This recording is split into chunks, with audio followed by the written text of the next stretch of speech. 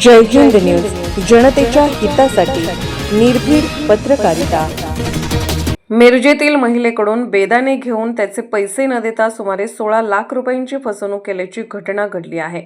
याबाबत पोलिसात फिर्याद देण्यात आली असून मिरज ग्रामीण पोलिसांनी तिघांविरुद्ध गुन्हा दाखल केला आहे।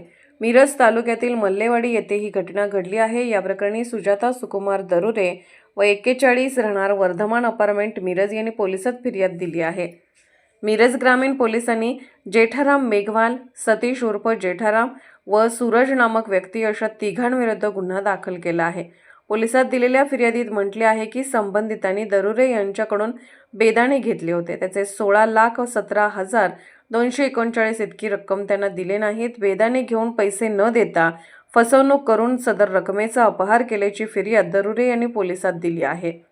या प्रकरणी संबंधित तिघांविरुद्ध पोलिसांनी गुन्हा दाखल केला असून मिरज ग्रामीण पोलीस पुढील तपास करत आहेत।